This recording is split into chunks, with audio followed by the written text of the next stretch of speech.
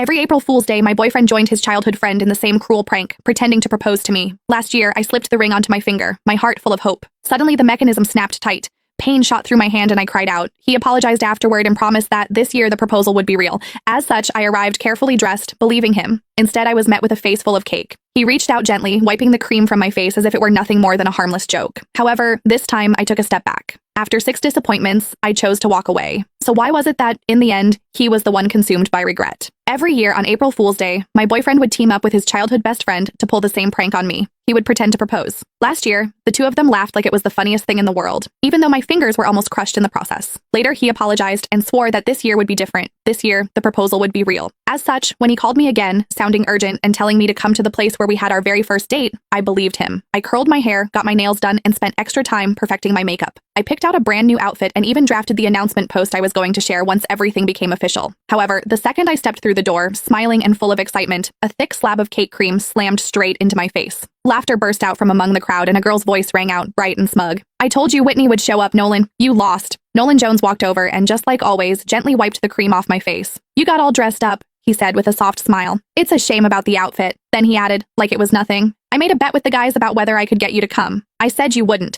If I won, I'd propose tomorrow. If I lost, I'd propose next year." He looked at me, still smiling. "Sorry, since you showed up, I guess we're not getting married this year after all." I stared at him quietly. "So, you do know what tomorrow is?" He let out a careless laugh. "Of course I do. It's our 6-year anniversary. How could I forget?" The cream clung to my face, sticky and cold. At that moment, something inside me went completely numb. Our anniversary did not even take precedence over a prank, just like I could never beat her. I slipped off the plain couple's ring I had worn for 6 years. "Then let's break up." The sharp, clear sound of the ring hitting the floor cut through the room, and everything went silent. Nolan frowned a little. "Don't make a big deal out of this. It's just some cream. I'll wash it off for you later. You know Sylvia used to go way harder than this. She's already holding back." He glanced at the others. "It wasn't easy getting you here. Don't make it look like I can't even have fun just because I'm in a relationship." Sylvia Lowell made a face, looking upset. "Whitney, it's just a joke. If you don't like it, we'll stop, okay? Why are you talking about breaking up over something like this?" "See, I told you Whitney can't take a joke," someone else said. "You insisted on calling her, now look at what's happened." Sylvia huffed and sat on the couch. The mood shifted instantly. The way everyone looked at me turned cold. She was the only girl in their group, the one everyone spoiled. As long as she was unhappy, everyone would rush to comfort her, Nolan included. The first time I met her, she organized a game of truth or dare. When other people got dared, it was just something a little embarrassing. However, when it was my turn, they asked me to do something way out of line in front of everyone. All I said was that it was too much and I did not like it. Sylvia's eyes immediately turned red and she ran out of the room. Everyone ran after her, Nolan too.